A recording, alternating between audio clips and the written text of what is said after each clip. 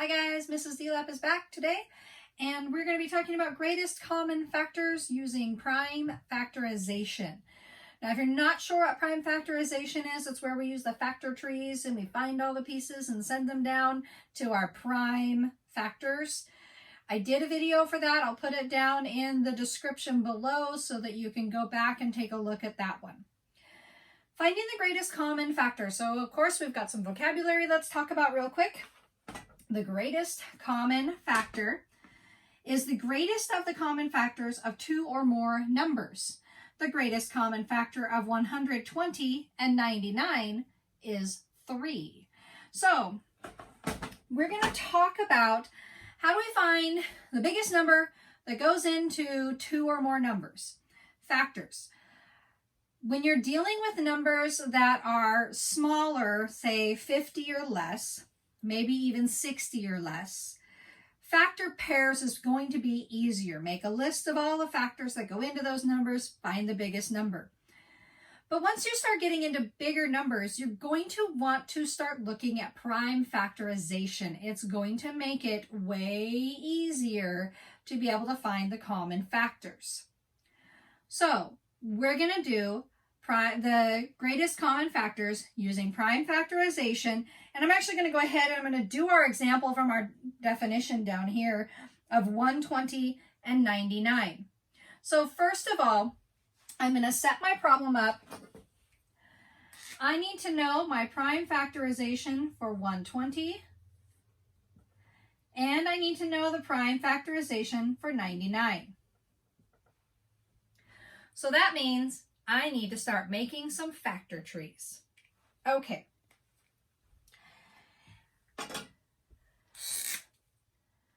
Let's do a factor tree for 120. What is a factor pair, two numbers, that I can multiply to get to 120? Well, since it ends in a 0, I know I can multiply by 10. So 10 times 12 equals 120. Ask myself, are either of those prime numbers? They're not. They're both composite, so I can break them further down. What are my factor pairs for 10? Well, 2 times 5 is a factor pair for 10. Are either of those prime? Yeah, they sure are. So I'm going to go ahead and circle them. And that tells me I'm done with that side. Now I need to figure out the 12. What is a factor pair for 12? Well, 2 times 6 equals 12. 2 is prime. 6 is composite. 2 times 3 equals 6. 2 is prime. 3 is prime. So now I've done my factor tree, and I can find my prime factorization. My prime factorization for 120 is 2 times 2 times 2 times 3 times 5. 2 times 2 times 2, 1, 2, 3 of those, times 3 times 5. Okay, so I'm done with 120. I'm going to go ahead and erase my factor tree from my working area.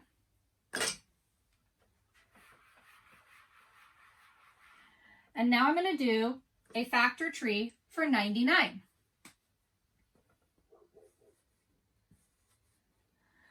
Now I know from my factor pairs and my base, I know from my fact fluency that 9 times 11 equals 99. 9 times 11.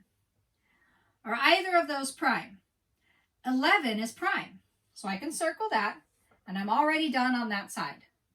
9 is composite because 3 times 3 equals 9. 3 is prime, so I'm going to circle them. And now I don't have any legs left, so I can do my prime factorization. My prime factorization for 99 is 3 times 3 times 11.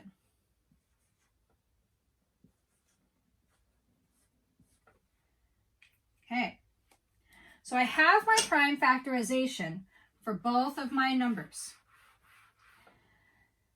Now I need to figure out what do they have in common.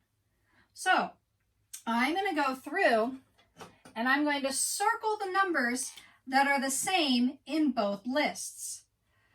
So looking here, do I have a 2 in both lists? Nope, I'm going to cross it off. And I can actually cross off all of the 2's because I don't have any 2's down here. Do I have a 3 in both of my prime factorizations? I do. I have a 3 here, and I have a 3 here. But I don't have a second 3 up here, so I can cross that one off. Do I have a 5 in both lists? No. Do I have an 11 in both lists? No. So that means that my GCF, greatest common factor, of 120 and 99 is equal to 3. Okay, let's do one where we actually end up having to multiply numbers at the end. So let's do another example. Let's say, how about we will do the greatest common factor of 68, 76. So I want to know the GCF of 68 and 76. I'm going to use prime factorization because those are larger numbers. So I'm going to write my prime factorization for 68 here and 78. That's not what I said out loud, does it? I said 76. Let's do 76 here. And 76. All right. So prime factorization tells me that I need to do my factor trees for each of these numbers to find my prime factorization. So I'm going to start over here in my scratch area, and I'm going to say 68. What is a factor pair that I can use for 68? Well, I know that since it ended in an 8, that it's divisible by 2, so I can start there. 2 times what equals 68? Well, 2 goes into 6 3 times, and 2 goes into 8 4 times. So 2 times 34 equals 68. 2 is prime. 34 is composite. What is a factor pair for 34? Well, again, since it ends in a 4, I know I can divide by 2. 2 times what is 34? 2 times 17 is 34.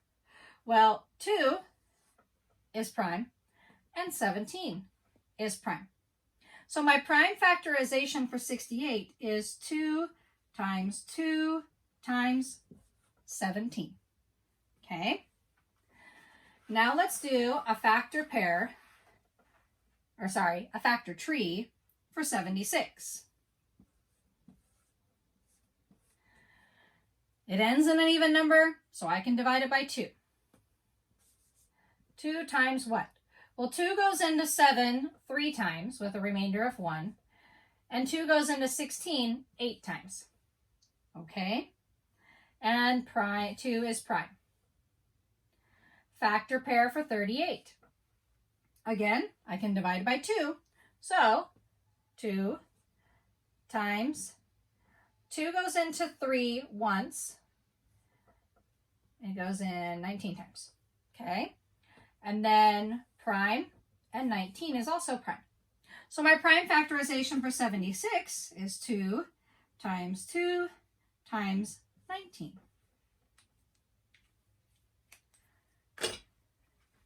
Now we're going to look through and see what do we have in common. Well, I have a 2 and a 2. I have another 2 and another 2. 17 is not common in both, and 19 is not common in both. So if I only look at one set, what are the numbers that I circled? Well, I circled 2 times 2. Those are my common. Well, 2 times 2 equals 4. Therefore, my greatest common factor of 68 and 76 is 4. All right, guys, so that was greatest common factor using prime factorization. If you found this video helpful, click that like button. If you'd like to see more math videos from me, go ahead and click the subscribe button. If you want to know whenever I upload a new video, click the bell. If you are one of my current students and you have a math problem out of your weekly packet that you would like me to make a video for, please let me know, Google Classroom or email, and I will upload a video for that problem.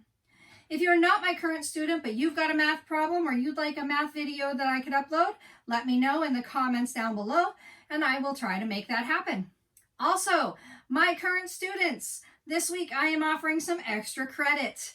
I've got a new green screen, and that means you have to guess, where's Mrs.DeLap?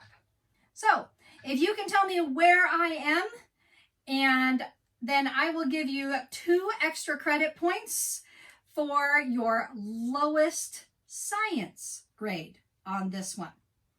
Now, make sure you're not doing it publicly. Don't put it up in the comments. Don't put it on Google Classroom. Send it to me in email or a private message, and then I will award you 2 extra credit points on your lowest science grade. All right, ladies and gentlemen, that's Mrs.DeLap's Math Help. Have a great day.